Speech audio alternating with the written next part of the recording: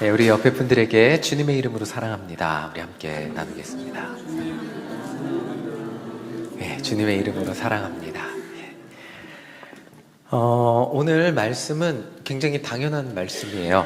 아까 방금 전에 설교할 때 이거 살인하지 말라, 청년들한테 하는데 살인하지 말라, 간음하지 말라, 도둑질하지 말라, 내 이웃에 대해서 거짓 증거하지 말라, 이 말씀 나누면서 제가 이렇게 질문했어요. 살인해 본 적 있어요? 그랬더니 아무도 손을 안 들더라고요. 자, 살인하지는 않겠죠, 그렇죠? 그래서 간음해 본 적 있어요? 그랬더니 이것도 뭐 아직 청년들이니까 예, 간음도 해당이 안 됩니다. 그래서 도둑질 있어요? 그랬더니 이제 있어도 손 못 들죠. 예. 그리고 내 이웃에 대해 거짓 증거하지 말라. 이건 조금 찔릴 수도 있겠네요. 웃으면서 지나갔는데 너무나 당연한 말씀입니다. 사실 우리나라에 살아가면서 이것들을 어기며 살아가기도 쉽지 않아요. 십계명을 지키면서 여러분들 대부분 아마 비슷할 것 같습니다. 잘 지키며 살아가고 있습니다 라고 말하실 수 있을 것 같아요.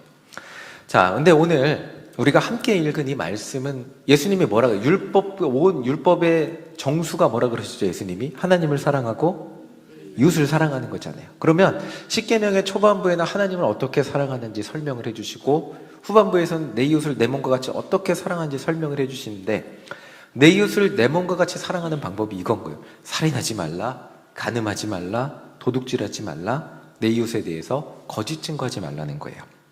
자, 우리가 쉽게 생각할 때 이렇게 생각할 수 있어요. 이웃을 사랑하는 방법이 뭐 이게 아니고 이웃에게 가서 뭐라도 나누어 주고 또 사랑합니다 라고 표현하고 뭐 이런 방법들을 사용해야 될 것 같은데, 오늘 말씀은 그렇게 설명하고 있진 않아요. 자, 하나님은 하나님의 백성으로서 이웃을 사랑하는 방법을 살인하지 말라고 하세요. 간음하지 말라고 하시고요. 도둑질하지 말라고 하시고 이웃에 대해서 거짓 증거하지 말라고 하세요. 자, 생각해보면 살인은 뭐예요? 내 손으로 남의 생명을 빼앗는 거죠. 그리고 간음은 뭐죠? 혼인한 사람이 누군가의 아내와 남편을 빼앗는 것, 불법적으로 빼앗는 것을 의미합니다. 그리고 도둑질 말 그대로죠. 남의 것을 허락 없이 빼앗는 것이 도둑질이죠. 그리고 이웃에 대해서 거짓 증거하는 것은 다른 사람에 대해서 없는 말을 하는 것을 의미합니다. 자, 십계명은 이웃을 사랑하는 방법이 이런 것들을 안 하는 것임을 말하고 있어요. 자, 다시 한번 설명을 드리자면 이웃을 사랑하는 게 우리가 쉽게 생각할 때는 이웃에게 가서 사랑의 말을 전하거나 먹을 것을 나누어 주거나 사랑을 표현하는 게 먼저일 것 같은데, 십계명은 이웃을 사랑하는 모습이 일단 남의 것부터 빼앗지 말라고, 남에 대해서 없는 말부터 하지 말라고 말하고 있습니다. 고개가 끄덕여지십니까? 그게 먼저래요. 자, 왜 그런지 사울 왕과 다윗의 이야기를 통해서 살펴보겠습니다. 우리 사무엘상 18장 7절 8절 우리 함께 읽어보겠습니다. 사무엘상 18장 7절 8절입니다. 함께 읽겠습니다. 시작. 여인들이 뛰놀며 노래하여 이르되 사울이 죽인 자는 천천히요 다윗은 만만히로다 한지라. 사울이 그 8절 보겠습니다. 넘겨주세요. 8절. 네, 그 다음 주 함께 읽겠습니다. 시작. 사울이 그 말에 불쾌하여 심히 노하여 이르되 다윗에게는 만만을 돌리고 내게는 천천만 돌리니 그가 더 얻을 것이 나라 말고 무엇이냐 하고. 자, 다윗이 골리앗을 죽인 이후에 사람들이 너무 좋은 거예요. 그러니까 막 다윗을 칭찬하기 시작했습니다. 다 아시죠? 사울은 천천히인데 다윗은 만만입니다. 막 그냥 그 나라에서 다윗의 인기가 훨씬 좋아졌습니다. 그러니까 사울 왕이 다윗에게 나라까지 빼앗길 것을 염려하기 시작했고 그 다음부터 다윗을 죽이려고 했죠. 자, 성경에서 말하는 살인의 동기는 이거예요. 내 자리를 위협하는 누군가를 용납하지 못하는 마음, 아니 그 존재가 이 세상에 존재하는 것이 싫은 마음. 그러니까 이런 거죠. 나를 불편하게 하는 누군가를 사랑하기는커녕 이 세상에 존재하는 것이 불편한, 싫은 것, 그 마음으로부터 출발하는 거예요. 자, 솔직히 말하면 인간이라면 누구나 이 마음을 가지고 살아가요. 제가 오늘 서준이가 왔어요. 박민규 집사님 아들 서준이 아시죠? 근데 밥 먹을 때 아이고 서준이 왔어 제가 막 예뻐해 주니까 그 뒤에 있던 마윤성이가 그 평소에 아빠 아는 척도 안 하더니 교회에서 아빠 자기 쳐다봐 줄 때까지 아빠 부르면 왜 그러니, 평소에 저 아는 척도 안 하고 청년들이랑 노느라 바쁘거든요. 막 안아주고. 근데 오늘 이상하게 아빠 부르더라고요. 왜 그랬을까요? 자, 자기 아빠라는 거죠. 평소에 제가 인성이랑 지아랑 놀고 있으면 윤성이가 꼭 가운데 들어와서 자기가 가운데를 차지해야 돼요. 자기가 아빠 1등 막 이 소리를 들어야 속이 후련한 아이인데, 자, 인간이라면 누구나 가장 자기가 사랑받기를 원하잖아요. 누구나 그 욕구를 가지고 있죠. 그런데 사울과 우리의 차이점이 뭐냐면, 사울은 왕이잖아요. 다윗을 죽일 수 있는 힘이 있었어요. 그리고 죽이고 나서 아무 문제 없이 그 명분을 만들 수 있는 능력도 있었어요. 다윗은 이래니까 죽어 마땅해. 왕이니까 그걸 만들 수 있어요. 근데 우리는 지금 이렇게 고도화된 이 치안이 이렇게 강력해진 세상에, 그러면 안 된다는 걸 아니까 그렇게 안 하고 살 뿐이죠. 근데 실제적으로 누군가 내가 살고 있는 삶의 자리에서 누군가는 없었으면 하는 사람이 분명히 존재하잖아요. 우리가 살아가는 직장, 학교, 이웃, 심지어 가족들 간에도 없었으면 하는 사람이, 내심 그래도 가족이니까 그런 마음 품으면 안 되지 하면서도 내심 그런 마음이 있는 그런 사람들이 있습니다. 가인은 그 존재가 누구였죠? 동생 아벨이었잖아요. 자기보다 더 하나님 앞에 사랑받는 게 불편해서 결국 동생을 살인하게 돼요. 이게 성경에 기록된 최초의 살인이에요. 자, 한 가지 더 생각해 볼까요? 이런 마음이 왜 생길까? 사울을 왕으로 만들어준 게 뭐였을까요? 사울은 지금처럼 대통령을 투표해서 뽑은 시절이 아니었잖아요. 왜 사울이 어떻게 왕이 됐죠? 하나님이 기름 부었어요. 그렇다면 다 사울의 왕권은 하나님으로부터 나와요. 그런데 지금 사울은 사람들이 다윗을 칭찬하는 소리를 듣고 불안해하기 시작합니다. 자기 왕의 자리를 빼앗을 것이라고 불안해하기 시작했어요. 사울은 왕으로서 다 갖고 있었어요. 그 나라도 갖고 있고 군사도 갖고 있고 모든 걸 다 갖고 있는데, 다윗이 자기가 가지고 있지 못한 딱 한 가지, 사람들의 인기를 가지고 있으니까 그것을 시샘하고 불편해하기 시작합니다. 하나님은 사울에게 왕으로서 누릴 수 있는 모든 것을 주셨는데 단 한 가지 안 주셨어요. 아쉽게도 인기는 다윗이 더 많았어요. 그리고 사울 왕은 자기가 가지지 못했던 그 인기에 집중하고 집착한 결과 다윗을 죽이려는 마음을 품었죠. 자, 우리가 사울의 이야기를 통해 생각해 보아야 할 것은, 하나님이 우리에게 너무나 많은 것을 주셨어요. 너무나 많은 것을 주셨죠. 정말 많은 것을 주셨는데 나에게 주신 것을 기억하지 못하고 내가 가지지 못한 것에 집중하게 되면, 인간이라는 존재는 결국 그 생각이 끝까지 가면 정말 누군가를 시샘하게 되고, 그 시샘이 미움이 되고, 그 미움이 결국 사울 왕과 같은 힘이 있는 사람이라면 살인까지 갈 수 있는 존재가 인간이라는 존재인 거예요. 자, 오늘 우리가 함께 읽은 이 십계명의 맥락이 다 그런 거예요. 살인하지 말라는 말은 이 인간의 작은 마음으로부터 출발하는 거예요. 그럼 간음 볼까요? 간음이라는 것은 하나님이 내게 주신 사랑하는 아내, 그 남편으로 만족하지 못할 때, 다른 상대를 찾을 때, 내 아내에게 없는 모습을 다른 여자에게, 내 남편에게 없는 모습을 다른 남자에게 찾을 때 간음하게 되고, 도둑질도 마찬가지겠죠. 야곱 볼까요? 엄청난 부자 족장, 이삭의 아들로 태어났어요. 이삭이 엄청난 부자였어요. 그냥 형은 2배의 몫을, 장자니까 2배의 몫을 받고 자기도 알아서 그냥 몫을 받는데 그게 작지 않았어요. 그런데 야곱은 자기가 받지 못한 것에 집중해서 형이 되지 못한 것에 집중한 결과 어떻게 돼요? 아버지를 속이고, 그 아버지를 속인 게 형의 원한을 사게 되고 가정이 박살나게 되었습니다. 자, 이것이 이렇게만 살지 않아도 하나님은 내 이웃을 사랑하는 것이라고 말하고 있어요. 하나 더 볼까요? 내 이웃에 대해서 거짓 증거하지 말라는 말, 더 무서운 말이에요. 예수님이 이 땅에 오셔서 종교 지도자들, 자신들의 권력을 위협당하고 예수님이 막 비판하니까 종교 지도자들은 예수님을 제거하려고 그랬어요. 온갖 모함과 비판으로 예수님을 제거하려고 그냥 잡아들여서 신성모독이라고 십자가에 매달아 죽여버렸어요. 죽게 하셨어요. 당시 종교 지도자들은 예수님만 사라지면 자신들이 누리던 종교 권력이 다시 자신들에게 돌아올 거라고 생각했어요. 자, 십계명은 우리에게 이웃을 사랑하는 방법을 알려주시고 계세요. 그것은 단순한 거예요. 이런 것들을 하지 않는 거예요. 그런데 그렇게 살아가기 위해서, 인간의 마음, 인간이라는 존재가 그렇게 쉽게 사라지지 않아요.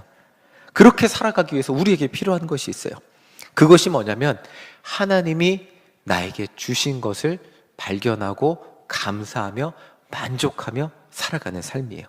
그리고 내게 주지 않으신 것에 대해서 불평하고 비교하고 시샘하지 않는 삶을 살아가는 거예요. 더 정리해서 말씀드리면 하나님이 내가 내게 주신 것, 지금 내가 가진 것, 이것 하나님이 내게 주신 것에 만족하고 감사하며 살아갈 때 이웃을 사랑할 수 있다는 거예요. 하나님이 나에게 주신 것에 감사하지 못하면 이웃을 사랑하기 어렵다는 거죠. 하나님이 내게 주신 것에 만족해야, 하나님이 나의 삶을 인도해 주시는 것을 인정해야 다른 사람 그 삶도 인도해 주신다는 것을 인정이 되는 거잖아요. 또 하나님이 나에게 주신 그 특별한 장점을 찾고 인정하고 감사할 때 다른 사람의 장점을 인정할 수 있고, 그리고 나에게만 주시는, 누구도 걸어갈 수 없잖아요. 나만이 걸어가고 있는 그 내 인생길, 하나님이 창조하셔서 그 인생길을 하나님의 섭리 가운데 걸어가고 있다는 것을 인정할 때 내 옆에 있는 누군가가 그 길을 걸어가고 있다, 하나님이 그 사람도 사랑하고 인도하고 계시다는 것을 인정하며 살아갈 수 있는 거예요. 여기에서 가장 중요한 것이 있다면 내 삶에 역사하시는 하나님의 은혜, 성령님의 능력, 이것들을 발견해야만 내 삶에 언제나 필요에 따라 채워주시는 그 하나님의 은혜를 발견해야 다른 사람 가운데 있는 하나님의 은혜도 발견하며 그 사람을 사랑할 수 있게 된다는 거예요. 그 마음이 있어야, 그 은혜를 발견해야 우리는 비로소 벗어날 수 있는 게 있어요. 그게 뭐냐면 다른 사람을 바라보며 비교와 탐욕과 정죄와 판단의 대상으로부터 바라보는 시선에서 자유로워질 수 있는 거죠.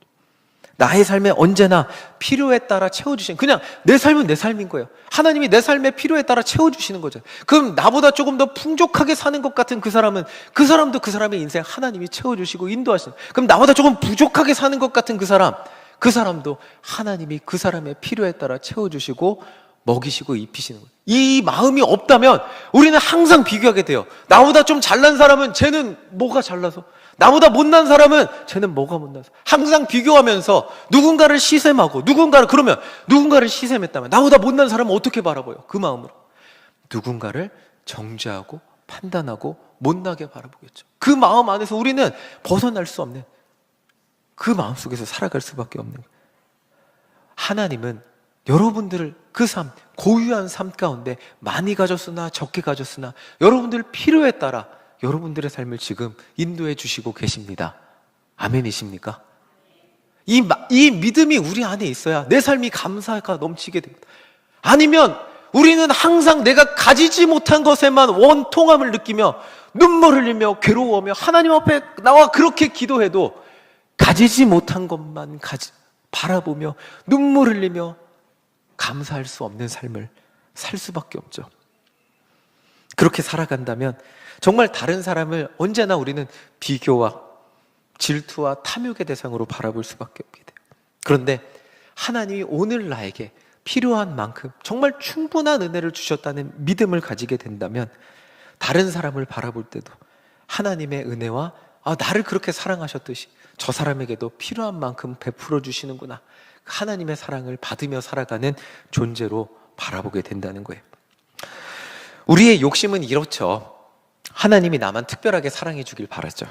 그러나 하나님의 사랑이 우리 안에 충만히 채워진다면 나를 사랑하는 만큼 하나님이 내 옆에 사람도 사랑하신다는 것을, 나를 사랑하시는 만큼 동일한 사랑을 하나님이 베풀어 주신다는 것을 여러분들 어렵지 않게 깨닫게 될 것입니다. 우리 옆에 사람들에게 하나님이 당신을 너무나 사랑하십니다 라고 한번 해보겠습니다. 아멘이십니까? 이거 나를 사랑하시는 만큼 하나님 동일하게 사랑하세요. 바로 이것이 이웃을 사랑하는 시선과 방법이라고 할 수 있어요. 그러니까 소유로 만족하지 않고 하나님의 사랑을 느끼며 살아가는 삶을 의미해요. 하나님이 나에게 더 많은 사랑을 주시기를 바라며 살아간다면, 그러면 우리는 불공평함을 어렵지 않게 마주하게 돼요. 나 이렇게 하나님 열심히 믿는데 교회 안 다니는 사람이 더 풍족하게 살거든요. 그리고 교회 안 나오고 그냥 주일만 나오는 열심히 안 하는 사람이 더 편하게 살거든요. 이 불편한 현실에 우리는 낙심하게 됩니다. 그런데 그 사람의 삶은 그 사람의 삶이고, 지금 내가 하나님 앞에 나와 기도할 때 하나님의 사랑이 내 안에 충만하고 내 삶에 필요한 만큼 하나님이 오늘도 나에게 은혜를 주신다는 것을 고백하고 느끼고 경험한다면 다른 사람이 무엇을 가졌건 그것과 상관없이 지금 내가 가진 것으로 감사하며 살아가게 되죠. 이것이 이웃사랑의 출발이라는 거예요. 자, 사도 바울의 고백입니다. 빌립보서 4장 11절 13절 너무 유명한 말씀이시죠. 자, 한 절 읽으면 쭉쭉 넘겨주세요. 우리 함께 읽겠습니다. 시작.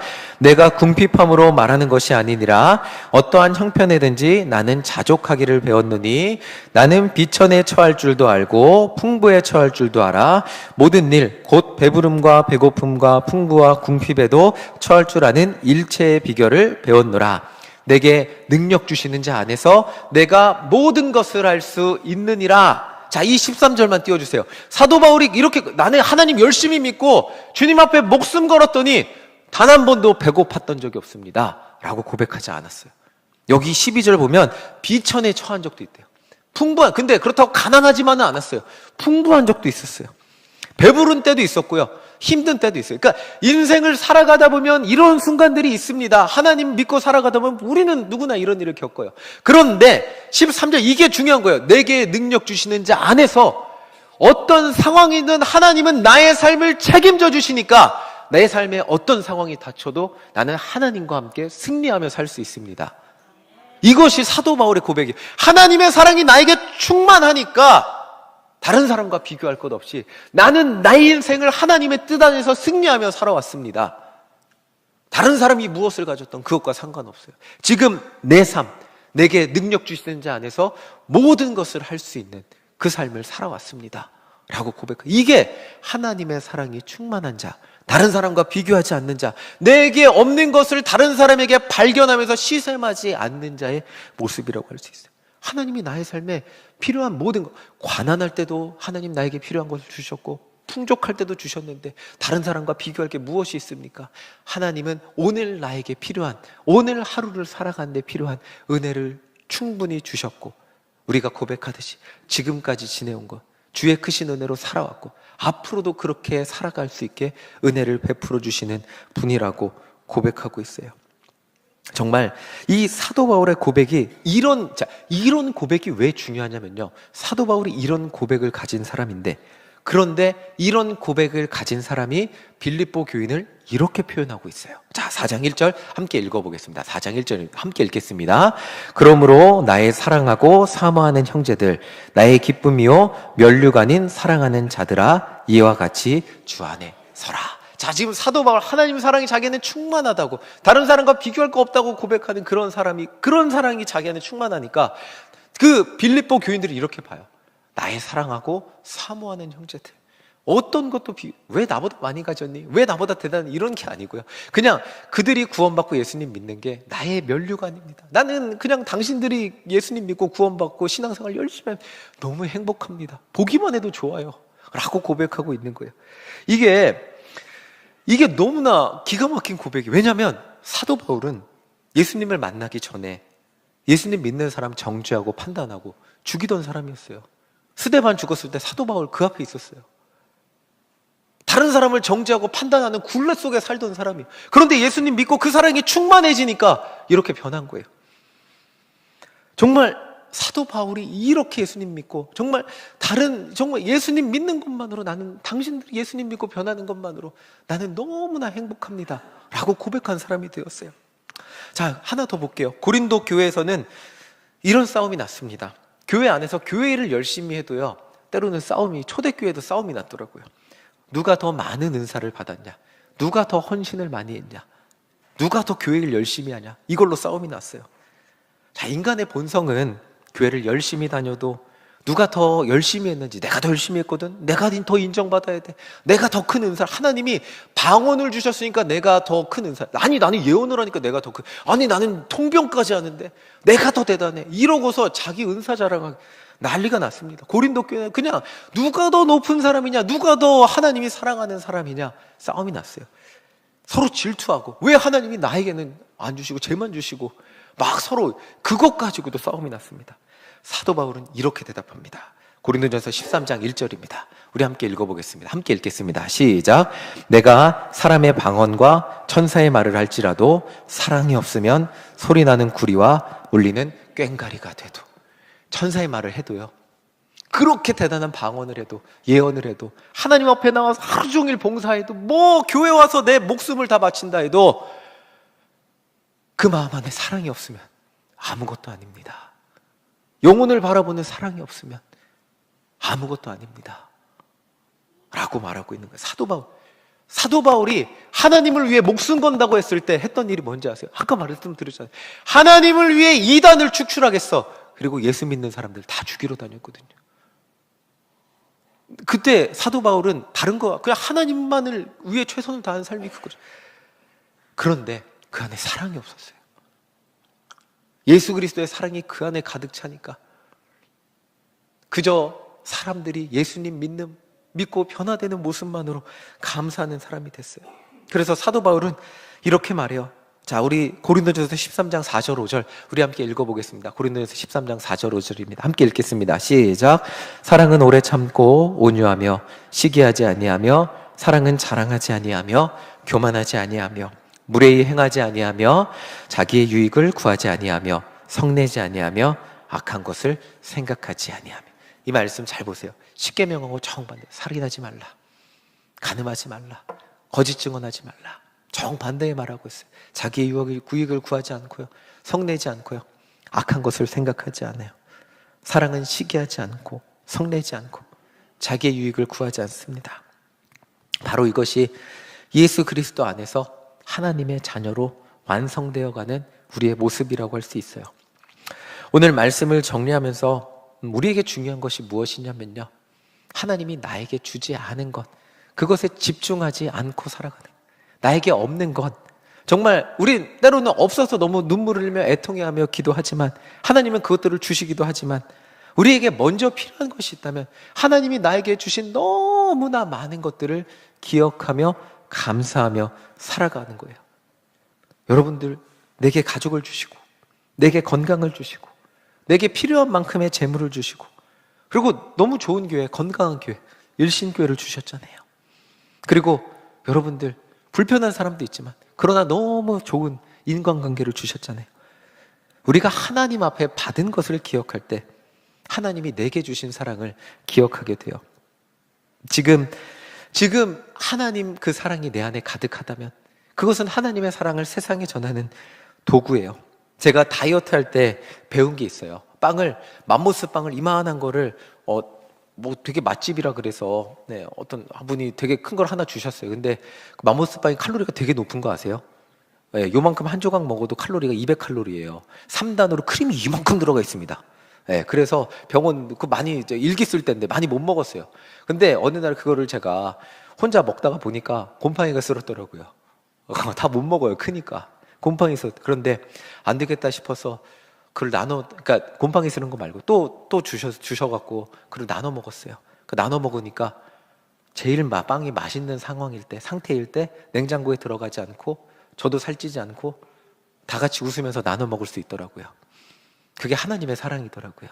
나 혼자 먹으면 제 혈당이 올라가거나 뱃살이 나오거나 아니면 냉장고에 들어가서 못 먹어서 곰팡이가 쓸게 돼요. 내가 욕심 부리면 욕심 부리는 만큼 그렇게 되더라고요. 그런데 하나님이 나에게 부어주신 그 하늘의 사랑을 욕심 부리면 나는 아무것도 되지 못해요.